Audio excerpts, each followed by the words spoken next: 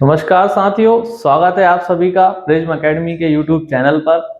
जैसा कि आप सभी जानते हैं कि इस यूट्यूब चैनल के माध्यम से हम एमपीपीएससी प्रीलिम्स के सिलेबस को डिकोड कर रहे हैं और जानने का प्रयास कर रहे हैं कि हमें किस यूनिट में क्या पढ़ना है, कहाँ से पढ़ना है, कितना पढ़ना है और प्रीलिम्स के एग्जाम के दृष्टि से हमें कौन कौन से टॉपिक्स पे ज़्यादा फोकस करना है।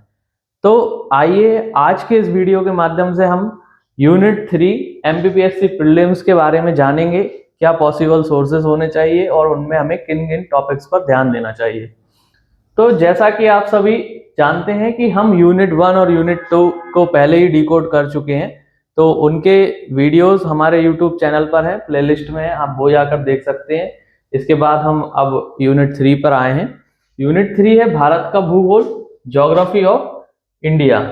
देखिए, ये जो यूनिट है ज्योग्राफी ऑफ इंडिया बहुत ही लो हैंगिंग फ्रूट है। बहुत ही स्पष्ट क्वेश्चन आते हैं, बहुत सिंपल क्वेश्चन यहाँ से पूछे जाएंगे। आप इस यूनिट को एक बार अच्छे से तैयार कर लेंगे तो बहुत ज्यादा डेप्थ में यहाँ से कुछ क्वेश्चन नहीं आते हैं, कंसेप्चुअल क्वेश्चन रहेंगे। आपको बहुत ज्यादा इसमें रटने की जरूरत भी नहीं पड़ेगी। आप एक बार अच्छे से विजुअलाइज करके चीजों को पढ़ लेते हैं, समझ लेते हैं, मैप के हिसाब से चीजों को जान लेते हैं, तो आपको ये यूनिट बिल्कुल बहुत अच्छे मार्क्स देके जाएगी और आपका क्वेश्चन गलत नहीं होगा। और अब तो हमें क्वेश्चन कम से कम गलत करने हैं क्योंकि नेगेटिव मार्किंग आ गई है, इसलिए बहुत अच्छे से तैयारी करें। तो हम इसके सबसे पहले तो पॉसिबल सोर्सेज जानते हैं। भारत का भूगोल वैसे तो सारे बच्चे अपने अपने हिसाब से अलग अलग जगह से पढ़ने का प्रयास करते हैं, लेकिन फिर भी कुछ स्टैंडर्ड सोर्सेज में बताता हूँ। सबसे पहले एक स्टैंडर्ड बुक में बताता हूँ। महेश कुमार वर्णवाल की भारत का भूगोल करके एक पुस्तक आती है, ब्लू कलर की एक बुक है, उसका कवर है ब्लू एंड व्हाइट। तो महेश कुमार वर्णवाल जी की वो पुस्तक है, वो बहुत ही अच्छी पुस्तक है। वो यूपीएससी, एमपीपीएससी सारी सिविल सेवा परीक्षाओं के लिए बहुत ही उपयुक्त है। उसमें ये सारा सिलेबस लगभग पूरा का पूरा आपको वहां मिल जाएगा। आप वो बुक ले सकते हैं यदि आपको बहुत अच्छे से स्टैंडर्ड बुक से ही पढ़ना है। अब इसके बाद यदि कोचिंग के नोट्स की मैं बात करूं तो आई मैग्नस या फिर सफलता आईएएस के जो नोट्स हैं, वो ज्योग्राफी में सारे टॉपिक्स उन्होंने बहुत अच्छे से कंसाइज वे में कवर किए हैं, वो आप प्रेफर कर सकते हैं। सारांश आईसीएस, टीएसपी ललित बैरागी सर की जो कोचिंग है, उनके नोट्स भी इसमें बहुत अच्छे हैं। अब इसके बाद हम सिविल सेवा के अभ्यर्थी हैं तो एनसीईआरटी के बिना हमारी तैयारी तो अधूरी रहती है। तो 11th क्लास की जो एनसीईआरटी है, एक एनसीईआरटी इसमें दो पार्ट में है, एक है फिजिकल ज्योग्राफी की और एक है नेचुरल रिसोर्सेज करके। तो दो एनसीईआरटीज आती हैं, उसमें जो सेकंड एनसीईआरटी है नेचुरल रिसोर्सेज करके है, हो सकता है शायद मैं उसका नाम गलत बोल रहा हूँ। तो फिजिकल ज्योग्राफी को छोड़ के जो दूसरी एनसीईआरटी है उसमें इस यूनिट के अधिकतर टॉपिक आपको मिल जाएंगे। कुछ टॉपिक यदि फिजिकल ज्योग्राफी के होंगे तो वो भी आप यहाँ से देख सकते हैं। अब हम इस वीडियो में जो मेन चर्चा करने के लिए यहाँ उपस्थित हुए हैं वो है कि हमें इस यूनिट में से पढ़ना क्या है। इतने सारे टॉपिक्स हैं, अब इनमें बहुत ज्यादा डिटेल में भी हम जा सकते हैं, है ना। पूरा स्टार्टिंग से लेके एंड तक भी पढ़ सकते हैं। तो ज्ञान तो कभी खत्म होता नहीं है किसी भी विषय पे। आप किसी एक बिंदु को पकड़ के, यहाँ पे मैंने यदि पर्वतों को पकड़ लिया तो मैं चाहूं तो इस विषय पे डॉक्टरेट कर सकता हूँ, पोस्ट डॉक्टरेट कर सकता हूँ, पीएचडी ले सकता हूँ। तो ज्ञान किसी भी विषय पे खत्म नहीं होता। सिविल सर्विसेज में सबसे ज्यादा जो दोस्तों इंपॉर्टेंट है वो है एग्जाम की रिक्वायरमेंट के हिसाब से पढ़ना। जो एग्जाम में पूछा जा रहा है, जितना पूछा जा रहा है, जितनी मात्रा में पूछा जा रहा है, हमें उसे उतनी ही मात्रा में या फिर उसके आसपास तक ही ग्रहण करना है। क्योंकि अभी तो हम प्रीलिम्स के लिए पढ़ रहे हैं, अभी आप जब क्वालिफाई कर जाओगे आपको मेंस भी देना है। फिर मेंस में आपके पास उलझन पैदा होगी क्योंकि एक ही विषय में थोड़ी ना हमको पीएचडी करनी है, वहां भी हमें 6 पेपर देने हैं। इसीलिए ये बहुत जरूरी होता है कि हम किसी भी सब्जेक्ट को उसी क्वांटिटी में पढ़ें, उतनी ही लेंथ तक जाएं, उतनी ही डेप्थ तक जाएं जिस लेंथ पर आयोग हमसे प्रश्न पूछ रहा है। तो यहाँ हम देखते हैं, जब हम भारत का भूगोल या फिर इंडियन ज्योग्राफी को देखते हैं तो एमपीपीएससी का एक स्पेसिफिक एरिया ऑफ इंटरेस्ट है, वो उन्हीं चीजों से बार बार रिपीटेडली क्वेश्चन पूछते हैं। अब जैसे पहला जो पॉइंट दिख रहा है, पहला पॉइंट दिख रहा है पर्वत, पहाड़ियां, पठार, नदियां और झीलें। ये इतना इंपॉर्टेंट पॉइंट है दोस्तों। यहां से ये जैसे 5 टॉपिक दे रखे हैं, 1 2 3 4 5 टॉपिक्स में से आपको 3 या 4 क्वेश्चन तो आपको यहीं से देखने को मिल जाएंगे। ठीक है, अब सबसे इंपॉर्टेंट है यहाँ पे नदियां। भारत की जितनी भी नदियां हैं उनका उद्गम स्थल, उनकी सहायक नदियां, उस नदी पे कोई प्रमुख डैम बना है तो वो, और किसी नदी को लेकर कोई बड़ी विशेष परियोजना या नहर परियोजना चल रही है तो वो, ये सब किसी भी नदी को लेकर इंपॉर्टेंट होते हैं। और नदियों का यदि कोई, जो हमारी बड़ी बड़ी नदियां हैं, गंगा, यमुना, नर्मदा, गोदावरी, इनका ऐतिहासिक जो महत्व है, इतिहास में यदि किसी ग्रंथ में, किसी पुराण में, किसी अरण्यक में इनका वर्णन है तो वो बहुत हमारे लिए इंपॉर्टेंट हो जाता है। तो भारत की नदियां चाहे भारत की हो चाहे मध्य प्रदेश की हो, अभी तो हम भारत का भूगोल देख रहे हैं, इसके बाद यूनिट 4 में हम मध्य प्रदेश का भूगोल भी देखेंगे दोस्तों। वहां भी एमपी की नदियां भी उतनी ही इक्वली इंपॉर्टेंट है और इंडिया की नदियां भी उतनी ही इक्वली इंपॉर्टेंट है। यहां से क्वेश्चन आना तय है। ये सबसे पहला जो क्वेश्चन जो आप जाते से ही पेपर में आपको मेरी बात याद आएगी जब आप देखोगे कि भैया ने बोला था कि नदियां अच्छे से पढ़ के जाना, और नदियों का एक ना एक तो मिनिमम बोल रहा हूं, एक से ज्यादा भी क्वेश्चन आ सकते हैं, तो नदियां आप बहुत अच्छे से करके जाना। तो जो नदी कहां से निकल रही है, उसकी सहायक नदियां कौन सी हैं, उस नदी पे कोई इंपॉर्टेंट डैम है तो वो, उससे संबंधित कोई परियोजना, उस नदी में यदि किसी जल जीव का संरक्षण किया जा रहा है तो वो, तो ये सारी चीजें बहुत इंपॉर्टेंट होती हैं। इसके बाद दूसरा टॉपिक है इंपॉर्टेंट, वो है झीलें। अब झीलें क्या है, झीलों में ज्यादा कुछ इंपॉर्टेंट नहीं है, झीलें बहुत सारी हैं, करीबन 60-70 झीलें हैं। मतलब झीलें तो और भी ज्यादा होंगी, लेकिन इंपॉर्टेंट बता रहा हूँ कि 60-70 झीलें। पूरे भारत की झीलों को बस आपको ये याद रखना है कि ये जो झील है ये किस प्रदेश में है ना। और यदि किसी झील से संबंधित कोई रामसर साइट है ना, यूनेस्को में उसको किसी चीज के लिए दर्जा दिया गया है, वहां पे किसी जलीय जीव का संरक्षण किया जा रहा है, कोई विशेष तरीके की प्रजाति वहां यदि पाई गई, तो उस तरीके की झील को हमें ध्यान में रखना है और सारी झीलों को एक लिस्ट बनाकर बार बार रिवाइज करना है कि कौन सी झील कहाँ पे है। सामर लेक है तो वो कहाँ पे है, लोकटक लेक है तो वो कहाँ पे है, भोजताल कहाँ पे है, हुसैन सागर लेक कहाँ पे है।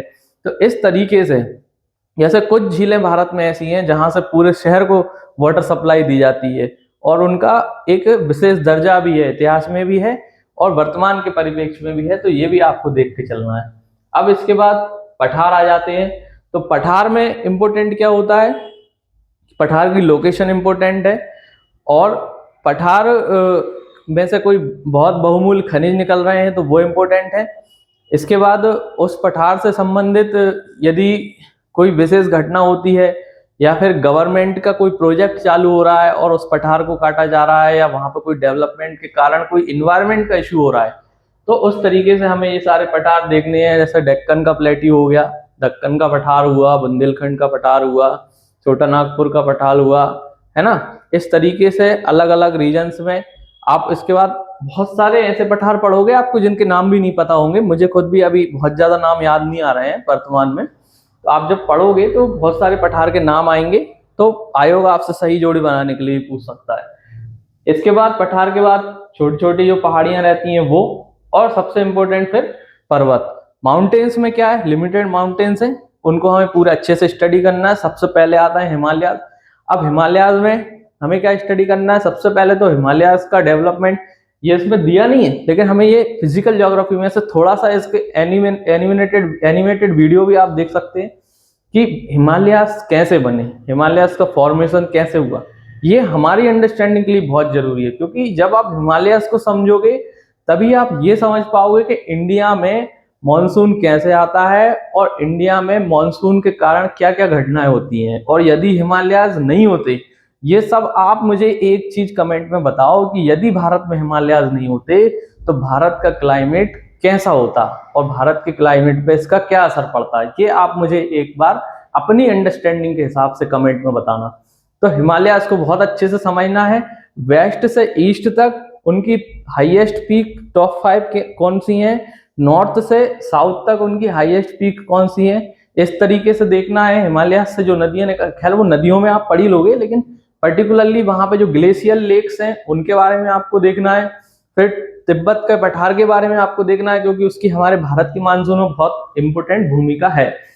इसके बाद हम हिमालयस के बाद आते हैं तो फिर हमारे विंध्यास आ जाते हैं।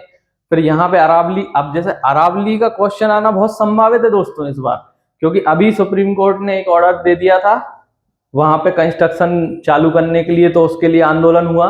राजस्थान के पूरे किसान सड़कों पर उतर गए और संसद में तक उसका मुद्दा उठाया गया, और आखिरी में जाके हमारे सुप्रीम कोर्ट ने बोला कि नहीं नहीं, अरावली के लिए हमें वैसे ही उसको संरक्षण देना है और वो यथावती स्थिति बनी रहेगी।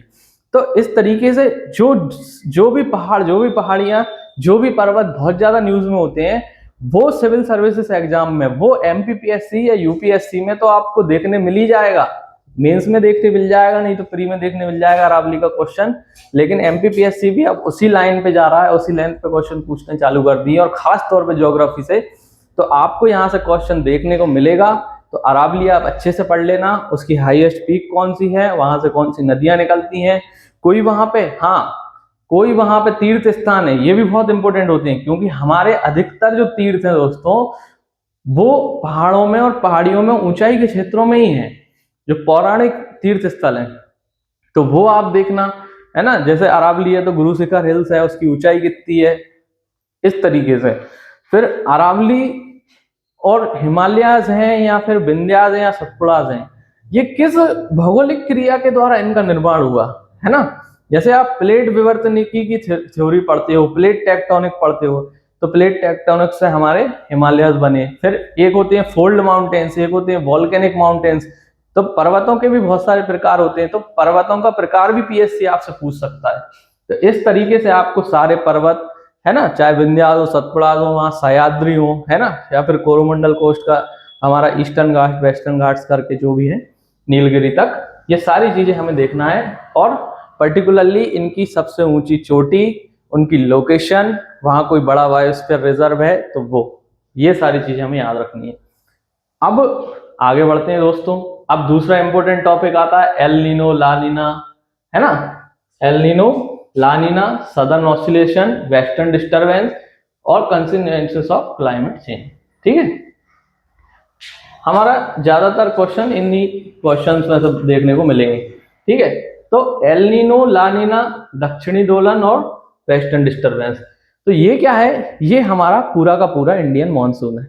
जब आप इंडियन मानसून पढ़ोगे तब आप देखोगे कि जब ला नीना की घटना होती है तब भारत के मानसून पर विपरीत प्रभाव पड़ता है, भारत में बारिश कम होती है।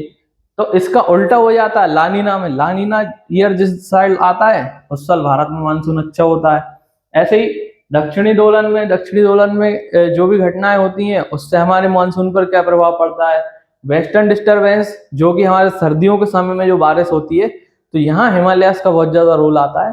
तो ये जो पूरा का पूरा टॉपिक है एल नीनो, ला नीना, दक्षिणी दोलन, पश्चिमी विक्षोभ, इसमें से जो क्वेश्चन आपको देखने को मिलेंगे ये आप लिख के रख लेना। आप मेरी बात याद करोगे, यहां से सीधा क्वेश्चन कुछ भी नहीं आने वाला, यहां से आएंगे स्टेटमेंट वाले क्वेश्चन, है ना। इंग्लिश मीडियम वालों के लिए स्टेटमेंट वाले कहेंगे उन्हें, हिंदी मीडियम में हम जब देखते हैं तो जैसे वो कथन वाले जो क्वेश्चन आते हैं ना दोस्तों, तो कथन वाले जो क्वेश्चन आएंगे वो इस टॉपिक से, और मैं तो कहूंगा कि सिर्फ और सिर्फ इस टॉपिक से, और ज्यादा से ज्यादा आपको भारत में प्राकृतिक खतरे वाले टॉपिक से क्वेश्चन आपको देखने को मिलेंगे ज्योग्राफी में, जो कथन से बनाए जाएंगे। ठीक है, तो कथन से इसलिए बनाए जाते हैं इनके क्वेश्चन क्योंकि ये कंसेप्चुअल चीज है। यहाँ पे कंसेप्चुअल क्लैरिटी की जरूरत है कि भाई जब आप एल नीनो पढ़ रहे होते तो आपको पता होना चाहिए कि भाई ये कौन से महासागर की घटना है। आपसे पूछ लेगा कि कौन से महासागर की घटना है, हिंद महासागर, है ना, या फिर प्रशांत महासागर, कौन से महासागर की घटना है, तो ये आपको इसमें कंसेप्चुअल क्लैरिटी लगेगी। तो आप इसको पूरा कोशिश करना, इसको बुक से पढ़ो, उसके बाद आप यूट्यूब पे जाना। यूट्यूब पे जाओगे तो आपको वहाँ PW ओनली IAS, हालांकि पहले तो वो ओनली IAS ही था, ओनली IAS के ना एनिमेटेड वीडियो मिलेंगे आपको इन टॉपिक्स के, चारों पांचों टॉपिक के एनिमेटेड वीडियो देखना, विजुअलाइज करना और उसे पूरा समझना। फिर इसके बाद ग्राफ बना के देखना, भारत का जो मैप है उसको बना के देख लें कि भाई कहाँ से पवनें आ रही हैं, फिर वो किस तरीके से इंडिया में एंटर कर रही हैं, भारत का मानसून सबसे पहले कहाँ से एंटर करता है, मध्य प्रदेश में कहाँ से एंटर होकर पहुंच रहा है ना, फिर किन किन पहाड़ियों के द्वारा उसे रोका जाता है। इस तरीके से आपको इन टॉपिक्स को तैयार करना है। और ये टॉपिक्स तो ऐसे हैं जो आपको कहाँ पे काम आएंगे, जो आपको मेंस में भी बहुत ज्यादा काम आएंगे। आप 2024 के मेंस का पेपर देखोगे तो आपको वहां देखने को मिलेगा कि इंडियन मॉनसून पे 11 मार्कर का क्वेश्चन पूछा गया है। तो ये आपको इस तरीके से ये वाले टॉपिक्स को पूरा तैयार करना है, ठीक है। अब हम इसके बाद जो हमारा तीसरा पॉइंट आता है वो भी एक इंपॉर्टेंट पॉइंट है, वो है प्राकृतिक संसाधन, वन, खनिज और जल संसाधन। देखो जो वन वाला टॉपिक है उसमें आपको पढ़ना है कितने टाइप के वन इंडिया में पाए जाते हैं, है ना। टुंड्रा फॉरेस्ट है, फिर टियागा फॉरेस्ट है, फिर पर्णपाती, शुष्क पर्णपाती, अर्ध शुष्क पर्णपाती, है ना। इस तरीके से जो अलग अलग इंडिया के ज्योग्राफिकल रीजन्स हैं वहाँ टॉपोग्राफी के हिसाब से अलग अलग तरीके की वनस्पति पाई जाती है। तो उस रीजन की वनस्पति पे वहाँ के क्लाइमेट का क्या प्रभाव हो रहा है, और पर्टिकुलरली उस तरीके के फॉरेस्ट में कौन सी चीजें पाई जाती हैं, वहाँ कौन से जानवर पाए जा रहे हैं। क्योंकि हर प्रकार के फॉरेस्ट में, जैसे स्नो लेपर्ड है, स्नो लेपर्ड मध्य प्रदेश में तो नहीं पाया जाएगा, वो वहीं पाया जाएगा जहाँ स्नो होगी। वहाँ की वेजिटेशन कॉनिफेरस फॉरेस्ट होंगे, वहाँ पे रोडोडेंड्रॉन्स होंगे। तो इस तरीके के इलाके में ही पर्टिकुलरली जनजाति, वन्य जीव और वनस्पतीय जनजाति आपको, वनस्पतीय प्रजाति आपको निवास करती हुई दिखेगी। और जनजाति शब्द मेरे मुंह से निकला है अनायासी, तो मैं आपको एक बात और बता दूं कि हमारी सारी जनजातियां अधिकतर वनों में निवास करती थी, तो उन्होंने वनों को बहुत ही ज्यादा सैक्रेड माना है, बहुत ही पूजनीय माना है। तो जब हम साउथ इंडिया में महाराष्ट्र साइड आगे बढ़ते हैं या मध्य प्रदेश में भी हम देखते हैं तो सैक्रेड ग्रुप्स का कंसेप्ट हमें देखने को मिलता है। तो कई सारी जगह ऐसी हैं जहाँ पे गवर्नमेंट हस्तक्षेप नहीं करती है, जहाँ पे कोई डेवलपमेंट एक्टिविटी नहीं होती, क्योंकि उन्हें सैक्रेड माना जाता है। वहाँ की कुछ जनजातियां उनका संरक्षण करती हैं। तो इस तरीके से भी हमें वनों का अध्ययन करना है। तो वन में मेनली तो यही है कि कितने टाइप्स के फॉरेस्ट इंडिया में पाए जा रहे हैं, पर्टिकुलरली वहाँ पे कितनी बारिश होती है और किस सीजन में वहाँ पे कौन कौन सी कोई इम्पोर्टेंट कोई वनस्पति पाई जाती है। तो इस तरीके से हमें इसे देखना है। फिर जो सबसे इम्पोर्टेंट, जो मैं लिख के दूंगा आपको कि नदियों से क्वेश्चन आना है, फिर उसके बाद खनिज से क्वेश्चन आना है। ये दूसरी ऐसी चीज है जो बिल्कुल आंख बंद करके आनी ही है एमपीपीएससी में।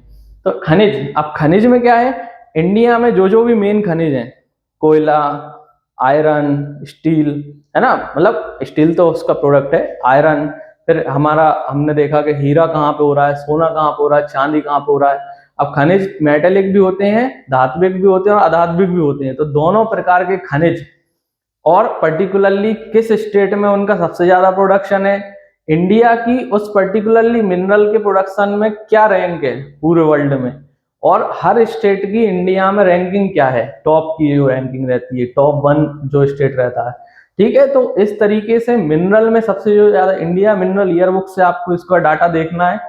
हालांकि जब एग्जाम पास में आता है तो कई यूट्यूब चैनल्स वाले इसकी रैंकिंग वगैरह ये सब डालते हैं, तो आप उधर से भी देख सकते हैं। मगर आप खुद भी मेहनत करें, आप इंडिया मिनरल ईयरबुक डाउनलोड करें, उसमें देखें, क्योंकि इसमें विवाद होता है, ये क्वेश्चन हर साल आएंगे और इनमें विवाद होता है कि किस स्टेट की रैंकिंग कौन सी है। तो आपको देखना है कि कोयला है, तो कोयले का सबसे ज्यादा उत्पादन किस राज्य से हो रहा है ना। फिर माइका का किस राज्य से हो रहा है, या फिर सोने का किस राज्य से हो रहा है ना। तो इस तरीके से आपको सारे मिनरल्स में अलग अलग स्टेट की रैंकिंग देखनी है, फिर वर्ल्ड में इंडिया की क्या रैंक है वो देखनी है, और पर्टिकुलरली हमने मिनरल्स के लिए कोई पॉलिसी बना रखी है तो वो देखनी है। अब हमारे माइनर मिनरल्स को लेके, या फिर हम अब न्यूक्लियर, जैसे मोनेजाइट सैंड हमें केरला कोस्ट में मिलती है, तो न्यूक्लियर मिनरल्स को लेके भी बहुत सारी पॉलिसीज बना रहे हैं। तो थोड़ा सा करंट के हिसाब से भी न्यूज में देख लेना, कुछ चल रहा हो तो वो भी आने की संभावना रहती है। इसके बाद जल संसाधन। जल संसाधन में क्या होता है दोस्तों, जल संसाधन क्या है, हमारे नदी, तालाब, कुएं वगैरह, ये सारे हमारे जल संसाधन और सिंचाई के साधन, जिनसे हम फसलों की सिंचाई कर रहे हैं, वही इसमें देखा जाता है। तो हमें इसमें देखना है कि इंडिया में जो सिंचाई का स्टेटस क्या है, सबसे ज्यादा सिंचाई वगैरह किससे होती है। फिर इसके बाद पानी से ही बिजली बनाई जाती है, पानी से बहुउद्देशीय परियोजनाएं चलाई जा रही है, मल्टीपर्पज प्रोजेक्ट्स, हम डैम्स डेवलप कर रहे हैं। तो इंडिया में जितने भी डैम्स हैं बड़े बड़े, वो किस नदी पे बने हैं, किस उद्देश्य से बने हैं। फिर जो उनमें हर डैम में एक स्पेसिफिक कोई चीज होती है कि सबसे ऊंचाई पे मान लो स्थित बांध है तो वो देखना है ना, कोई सबसे छोटा बांध है तो वो देखना है, कोई सबसे लंबा बांध है तो ये देखना है, कोई सड़क मार्ग वाला सबसे लंबा बांध है। तो इस तरीके से फैक्चुअल वाइज भी इनमें सबको इसमें ज्यादातर कोशिश करना कि भारत के जितने भी बड़े बड़े बांध हैं, है ना, तो उस तरीके से आप इनको स्टडी करके जाओ, तो आपको वहां से जल संसाधन वाला टॉपिक कवर हो जाएगा। इससे भी क्वेश्चन बनने की संभावना होती है। हाइड्रो इलेक्ट्रिसिटी वाले प्रोजेक्ट भी इसमें आप थोड़े देख के जाना, है ना। और इसमें कुछ कुछ डैम वगैरह को लेके विवाद भी चलता रहता है। जैसे आप तेलंगाना और इधर आंध्र प्रदेश साइड देखोगे तो कुछ डैम्स हैं, कुछ बैराजेस हैं, इनको लेके उनमें क्रैक वगैरह आ रहे हैं, तो उनको लेके विवाद चल रहा है। केरल में कोई 200 साल पुराना बांध है तो उसको लेके कोई ट्रीटी चल रही है। तो इस तरीके से लेके कुछ बड़े जो हाईलाइटेड चीज रहती हैं। हालांकि यूपीएससी ज्यादातर ऐसा इंटरेस्ट रखता है, लेकिन पीएससी भी आजकल थोड़ा बहुत वहाँ इंटरेस्ट ले रहा है, तो वहां से भी आप देखना क्वेश्चन। फिर तो अब सरल सरल चीजें हैं दोस्तों। अब चौथा पॉइंट हमारा प्रमुख फसलें, खाद्य सुरक्षा, हरित क्रांति, दूसरी हरित क्रांति। ठीक है, फसलों में फसलें हमें सारी फसलें पढ़नी है जो मेन इंडिया की क्रॉप्स है। गेहूं, चावल, मक्का, गन्ना, सोयाबीन, कपास, ये किस क्लाइमेट में पैदा हो रही हैं, किस मिट्टी में इनकी पैदावार ज्यादा होती है, कौन सी तरीके की किस्म भारत में उगाई जा रही है, फिर इनमें इरिगेशन कैसे किया जा रहा है, फिर हर क्रॉप हर जगह तो होती नहीं है, फिर पर्टिकुलरली किस रीजन में उसका प्रोडक्शन हो रहा है। फिर उससे जैसा गेहूं है, गेहूं के प्रोडक्शन में गेहूं का सर्वाधिक प्रोडक्शन कौन सा राज्य कर रहा है, मध्य प्रदेश की गेहूं के प्रोडक्शन में क्या रैंक है। इस तरीके से सारे हमें खाद्य पदार्थों की स्टडी करनी है और पूरी फसलों को तैयार करना है। पर्टिकुलरली इसमें भी स्टेटमेंट बनने वाले क्वेश्चन आ जाते हैं कि मान लीजिए कपास है, 2 स्टेटमेंट दे देंगे कि कपास की सर्वाधिक फसल महाराष्ट्र में पैदा की जाती है और कपास लाल मिट्टी में पैदा होता है, 2 दे दिए। अब वो पूछेंगे केवल 1 सही है, केवल 2 सही है, दोनों सही है, दोनों गलत हैं, या फिर इस तरीके से 3-4 ऑप्शन बनाएंगे। तो आपको पता होना चाहिए कि कपास का सबसे ज्यादा उत्पादन कहाँ हो रहा है और कपास किस मिट्टी में पैदा होता है, भाई काली मिट्टी में होता है कि लाल मिट्टी में होता है। आप बताओ मुझे कमेंट में, आपने पढ़ा हो तो कौन सी मिट्टी में पैदा होता है और कौन सा राज्य पहले है। ठीक है, अब इसके बाद दूसरा आता है फूड सिक्योरिटी, है ना। इंग्लिश मीडियम वाले भी ऐसा ना सोचे, मैंने सिलेबस लगा रखा है। तो फूड सिक्योरिटी में क्या आता है दोस्तों, आप मेंस का सिलेबस भी देखना तो ये सारे टॉपिक्स उसमें मिलेंगे। एक मेरा पुराना वीडियो भी डला हुआ है इस यूट्यूब चैनल पर, जिसमें मैंने मेंस पेपर 1 पार्ट बी में ज्योग्राफी को और डिटेल में डिस्कस किया है। तो यहाँ हम देखेंगे कि खाद्य सुरक्षा क्या होता है कि किसी भी देश को अपनी जनसंख्या के मुताबिक कुछ अनाज का जो है स्टॉक करके रखना पड़ता है, ताकि कभी कोई अकाल आ जाए, कोई इमरजेंसी आ जाए, तो उस समय में हम हमारे देश की खाद्य आपूर्ति कर सकें। जैसे हम शुरुआत से देखते आ रहे हैं, पहले भारत में गरीबी थी, कम पैदावार होती थी, जब हरित क्रांति नहीं आई थी तो हम बाहर से अनाज मांगते थे। अब जैसे PL 480 स्कीम है, PL 480 स्कीम चलती थी जब अमेरिका से हम अनाज लेते थे। ठीक है, तो ये सारी चीजें आप थोड़ा पीछे से देखते हुए आना इसमें। फिर नेशनल फूड सिक्योरिटी एक्ट हमने बनाया, तो उस फूड सिक्योरिटी एक्ट में 2 तरीके की स्कीम चलती हैं, है ना। एक टारगेटेड डिस्ट्रीब्यूशन होता है, इसके बाद एक अंत्योदय अन्न योजना उसमें चलती है। तो इसके बाद हमारा फूड कॉरपोरेशन ऑफ इंडिया का निर्माण हमने किया। फिर जो गोडाउन्स और वेयर हाउस हमारे हर स्टेट में बने हुए हैं, तो ये किस ऑर्गेनाइजेशन के अंडर में आते हैं। फिर जो हमारी मंडी होती है, मंडी बोर्ड होता है ना। तो मंडी APMC मंडी बोला जाता है इन्हें, एग्रीकल्चर प्रोड्यूस मार्केटिंग कमेटीज। तो ये किस एक्ट से बने हुए हैं, है ना। तो ये सारी चीजें हमें इसमें देखनी है। तो इस तरीके से खाद्य सुरक्षा में आपको 4-5 टॉपिक्स हैं, FSSAI टाइप की 4-5 संस्थाएं हैं जो खाद्य सुरक्षा के लिए विशेष कार्य करती हैं देश में, उन पर आपको नजर रखनी है। मेनली तो आपको एक्ट स्टडी करना है, उसमें कोई इंपॉर्टेंट प्रोविजन है तो वो देखना है, उससे आपका कंप्लीट हो जाएगा। ये तो मुझे बताने की जरूरत ही नहीं है, हरित क्रांति और दूसरी हरित क्रांति की रणनीतियां। हरित क्रांति में मेनली आपको यही देखना है कि MS स्वामीनाथन जी ने हमारे इंडिया में हरित क्रांति शुरू की और उनने हाइब्रिड बीजों का निर्माण किया। फिर उससे हमारे देश में किस किस क्षेत्र में प्रगति आई। अब जैसे इसमें यूपीएससी में पहले ये क्वेश्चन पूछा गया है कि जैसे हरित क्रांति थी उससे हमारा वेस्टर्न रीजन तो बहुत डेवलप हुआ, लेकिन ईस्ट के रीजन्स उसमें पीछे रह गए। तो उसके लिए फिर हम दूसरी हरित क्रांति की संकल्पना APJ अब्दुल कलाम के टाइम पे की गई। और उसके लिए हमने नई मॉडर्न टेक्नोलॉजीज को और हमने सस्टेनेबल एग्रीकल्चर, प्रिसीजन एग्रीकल्चर, इस तरीके की रणनीतियां अपनानी चालू की। तो इस तरीके से हमने हरित क्रांति को आगे बढ़ाया और उसको उसके मेन प्रावधानों को स्टडी करेंगे। इसमें हम यहाँ से ये नहीं कह सकते कि हम क्वेश्चन आएगा ही, लेकिन आएगा भी तो बहुत सरल सा क्वेश्चन आएगा, बस थोड़ा सा लॉजिकली उसको अप्रोच करना। अब एक जो चीज है ऊर्जा के पारंपरिक और गैर पारंपरिक स्रोत, यहाँ से भी पिछले 4-5 साल से हर साल एक क्वेश्चन आता है। ये MP से भी आता है, MP के भी जो टॉपिक्स हैं वो मिलते जुलते ही है। MP में भी ऊर्जा के स्रोतों से क्वेश्चन आता है और इंडिया में भी आता है। जब आप मिनरल पढ़ रहे हो, कोयला पढ़ रहे हो, तो वो पारंपरिक स्रोत है ना। वुड जो है, लकड़ी है, ये फॉसिल फ्यूल है, ये सब हमारे पारंपरिक स्रोत हैं। अब गैर पारंपरिक क्या होते हैं कि भाई पवन ऊर्जा है ना, हाइड्रो पावर, और इसके बाद हम उससे देख रहे हैं हमारे क्या कहते हैं सोलर एनर्जी। तो इन स्रोतों से हमारे इंडिया में कौन कौन से नए डेवलपमेंट हम कर रहे हैं, जैसे नए नए हम सोलर पार्क बना रहे हैं। तो अलग अलग रीजन में जो भारत का सबसे बड़ा सोलर पार्क है, इस तरीके का क्वेश्चन PSC पूछ लेता है।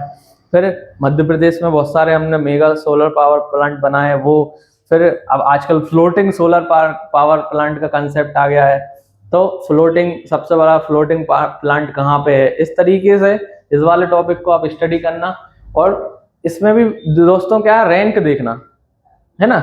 तो सोलर एनर्जी के प्रोडक्शन में पहला राज्य कौन सा है, पवन ऊर्जा में पहली रैंकिंग किस राज्य की है, बायोमास एनर्जी में किस राज्य की है ना, हाइड्रो पावर प्रोडक्शन में पहला राज्य कौन सा है ना। और इंडिया की जैसे सोलर एनर्जी के प्रोडक्शन में इंडिया की पूरे वर्ल्ड में क्या रैंक है, पवन ऊर्जा में क्या रैंक है, ठीक है।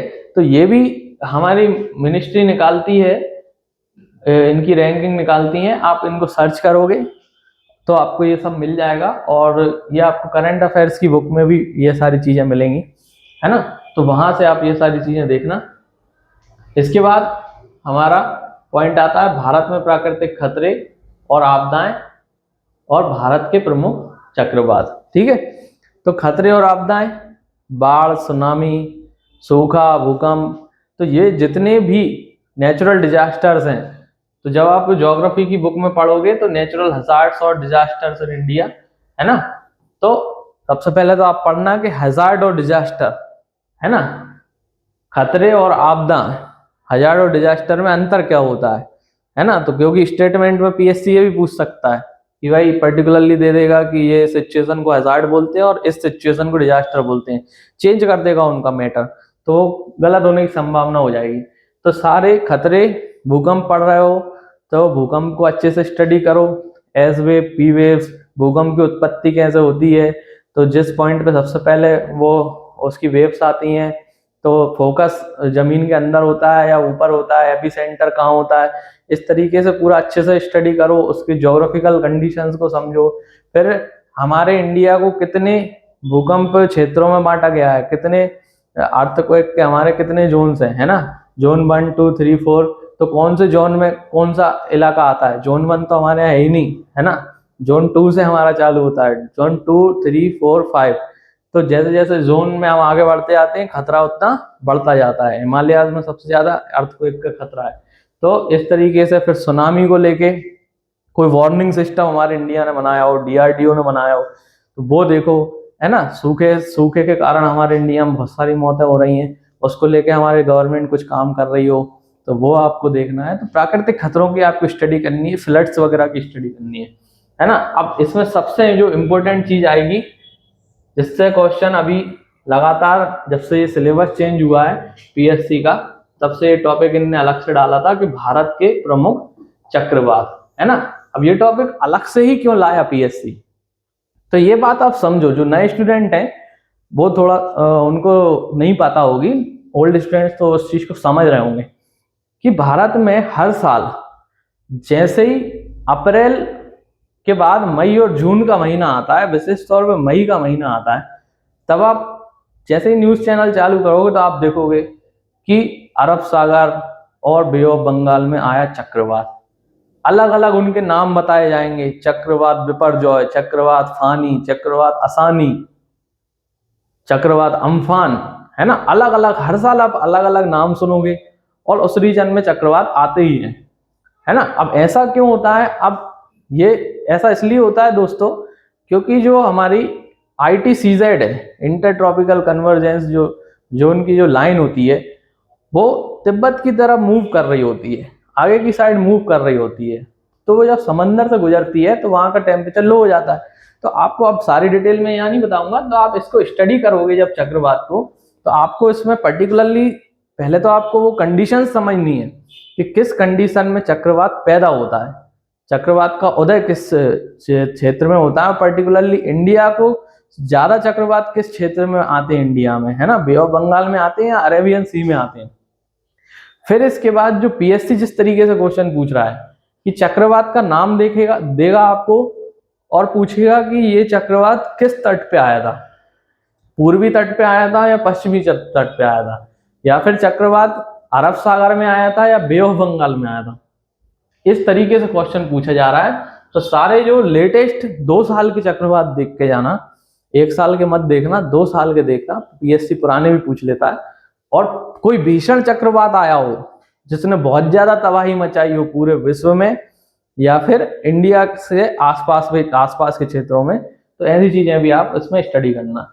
अब लास्ट टॉपिक हमारा है population growth, distribution, density, rural urban migration, जनसंख्या वृद्धि, वितरण और ग्रामीण नगरीय प्रवास।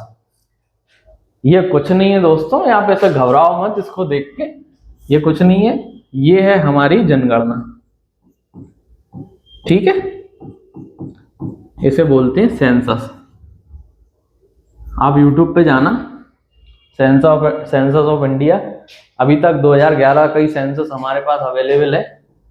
तो 2011 का जो सेंसस है दोस्तों, उसे अच्छे से तैयार कर लेना। उसका जो मेन डाटा है, सबसे टॉप 5 पॉपुलेशन वाले राज्य, टॉप 5 साक्षरता वाले राज्य, सबसे टॉप 5 महिला साक्षरता वाले राज्य, पॉपुलेशन ग्रोथ वाले टॉप 5 राज्य, इस तरीके से आप कहाँ किस राज्य में नेगेटिव ग्रोथ हुई, पॉजिटिव ग्रोथ हुई, इस तरीके से सारी जनगणना को आपको मुश्किल से मुश्किल आधे 1 घंटे का कोई सा आप वीडियो देखोगे या फिर आप कोई बुक खरीदोगे, तो जैसे महेश कुमार वर्णवाल की बुक यदि आपने ली तो आपको उसमें भी पीछे जनगणना लिखी हुई देखने को मिल जाएगी। तो आपको सिर्फ एक राज्य नहीं पढ़ना है, कोई भी आप पर्टिकुलरली आंकड़े को देख रहे हो तो उसके टॉप 5 राज्यों को देखो, क्योंकि क्रम से पीएससी आपको पूछता है। तो इस तरीके से आप पूरा इस टॉपिक में तो आप जनगणना तैयार कर लेना, और बाकी सारे टॉपिक्स मैंने आपको बता दिए कि ज्योग्राफी को हमें किस तरीके से स्टडी करना है, पर्टिकुलरली किन किन टॉपिक्स पे हमें ध्यान देना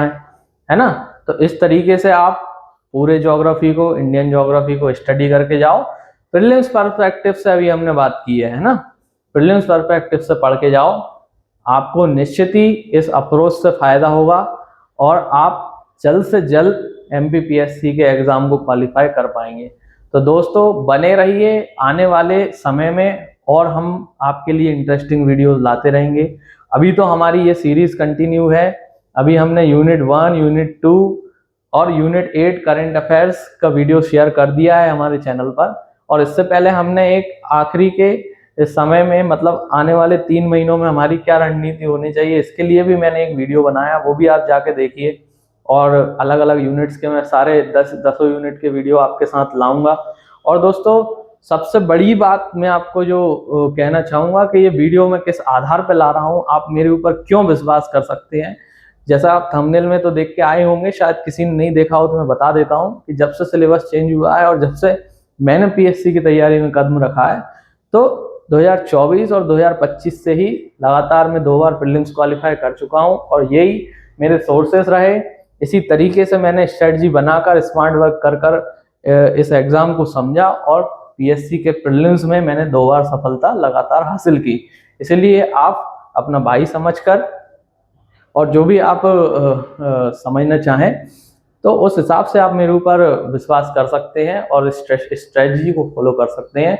तो बने रहिए प्रिज्म एकेडमी के साथ। बहुत बहुत धन्यवाद।